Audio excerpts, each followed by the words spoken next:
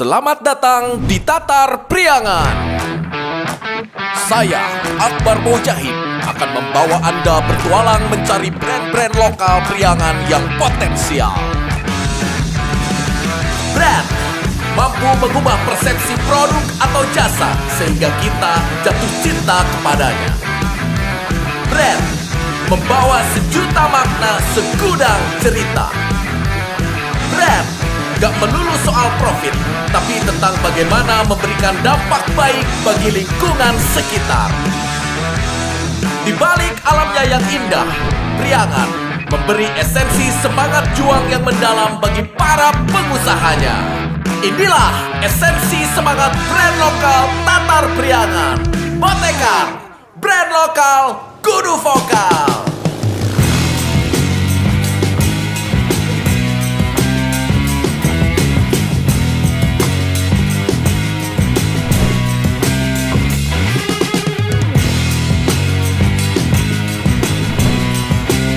Perjalanan saya hari ini adalah menuju rumah sampah berbasis sekolah. Kita akan belajar bagaimana rumah sampah berbasis sekolah menanamkan nilai-nilai kebaikan dalam proses membangun brandnya. Kenapa harus sampah? Bagaimana cara mereka mengolah sampah sehingga mempunyai produk dengan nilai ekonomis yang jauh lebih tinggi?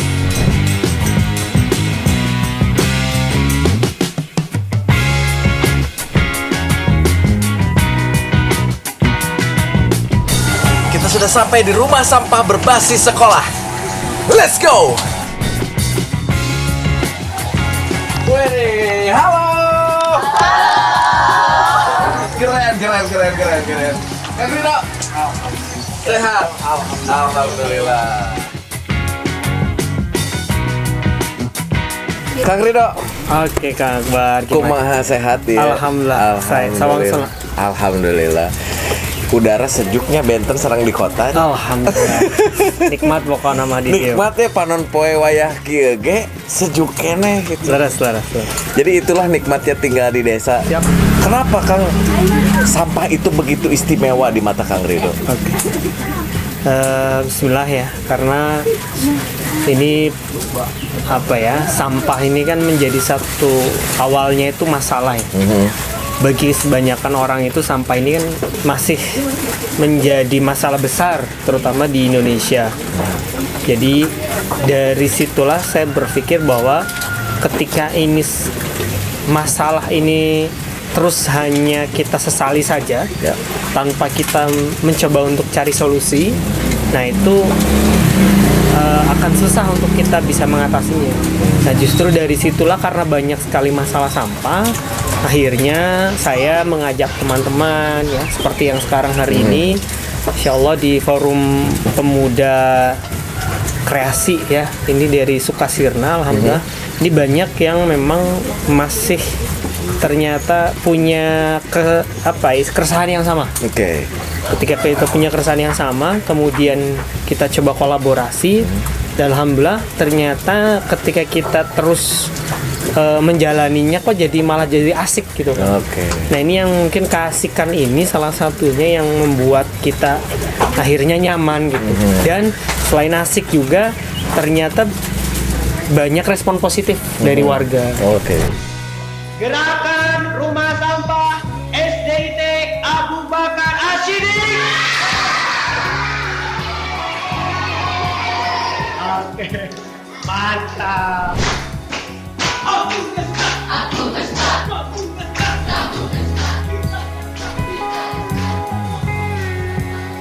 Kreasi apa sih yang dibikin oleh RSBS ini atau rumah sampah berbasis sekolah ini dalam pengolahan sampahnya kemudian diubah menjadi produk apa nih? Ya.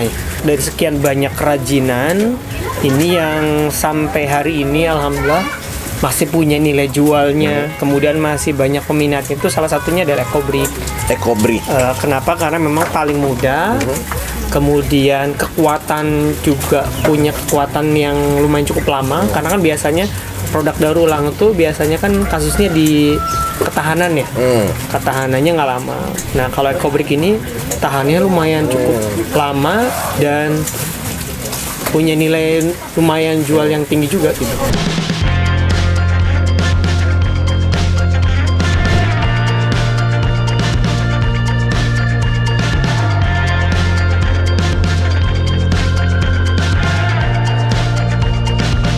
Si sampah hasil olahan ini itu kan jadi punya tempat ya di mata orang lain setelah di recycle gitu kan, atau diolah kembali sehingga mempunyai nilai ekonomis yang lebih baik. Di mata siapa sih hasil olahan sampah ini bisa mendapat tempat tuh kan? Yang pertama sih pasti orang-orang yang peduli terhadap lingkungan. Ternyata memang ketika orang yang peduli dengan lingkungan, apresiasinya lebih gitu. Tidak hanya sekedar mengagumi saja, tapi mereka ada keinginan untuk ingin membuat gitu. Itu yang rata-rata ketika orang melihat orang-orang yang peduli dengan lingkungan gitu. Kantor-kantor yang mulai peduli lingkungan, alhamdulillah mereka sudah mencoba untuk cobalah kita ruang tamunya kita ada kursinya menggunakan eco-break. Nah itu rata-rata sama. Nah terus apa sih yang sebetulnya ini kan nggak mudah ya Kang, mengajak masyarakat atau kalau kita lihat di belakang ini ada adik-adik sekolah gitu ya untuk mengolah sampah yang bau dan kotor. Yang menurut saya luar biasa adalah cara Kang Ridho membujuk atau mengajak atau meyakinkan mereka untuk mau ikut serta mengolah sampah ini menjadi produk atau barang yang lebih berguna. Gimana cara meyakinkan mereka tuh, Kang? Yang pertama pasti keistiqomahan. Jadi kita harus tetap istiqomah bahwa ketika kita melakukan sesuatu, kita harus yang jadi contoh dulu. Gitu. Kita jadi contoh, kemudian orang-orang lain melihat. Kemudian kita juga terus publikasi juga ya melalui medsos juga, kita terus publikasi, kita juga banyak teman-teman yang ngebantu juga bantu publikasi. Nah orang-orang mulai tertarik gitu kan dengan keistiqomahannya. Kemudian kita coba sentuh anak-anak gitu, pemuda gitu dan ibu-ibu. Alhamdulillah karena sudah lihat real buktinya, kemudian saya juga tetap istiqomah. Ya jadi orang-orang akhirnya sudah mungkin terbrainwash gitu. Wah kok itu tetap masih berjalan gitu. Dan alhamdulillah dari situlah karena istiqomah dan terus saya juga mengajak terus juga publikasi terus, yaitu alhamdulillah warga sudah mulai paham lah. Kalau misalnya di Kang Ridho mah pokoknya tempat kumpulkan sampah lah salah satu. Jadi kadang pagi-pagi ada anak-anak Kang Ridho sampah gitu. Ya kan orang tuh pagi-pagi ngantar bala-bala gitu ya. Kalau ke rumah saya mah ngantar sampah. Gitu. Jadi alhamdulillah sudah warga tuh udah mulai peduli. Padahal ada petugas sampah di tempat saya, ada petugas sampah yang ngangkutin sampah. Tapi saya bilang kalau misalnya ibu kalau ada sampah-sampah yang bersih ya, sama bungkus-bungkus makanan, kalau kita campur di tong sampah kan semua kotor. Kalau udah kotor kan contoh kayak gini kan kasihan ya, misalnya kita coba bayangin aja. Udah masukinnya juga lumayan lama, udah harus nyuci dulu misalnya gitu. Sebenarnya sih ada sih yang sempat nyuci dulu, cuman kalau kita sebisa mungkin dipisahnya tuh dari sumbernya.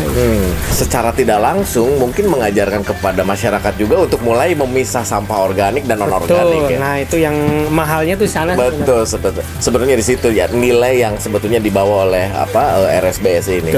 Karena kan kalau kita lihat tempat sampah tersedia Kang ya di pinggir jalan juga ada yang warna biru sama warna hijau, tapi orang nggak ngerti fungsinya untuk apa, asal buang aja.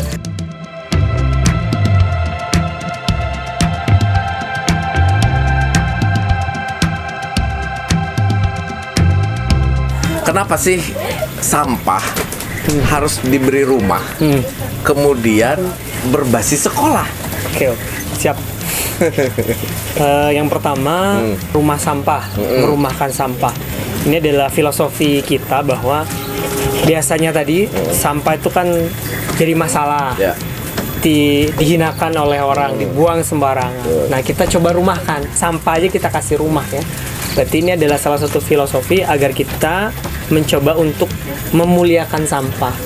Ya, dengan cara apa? Macam-macam ya, dengan kita pilah sampah, mau mengolahnya sendiri, buang sampah pada tempatnya.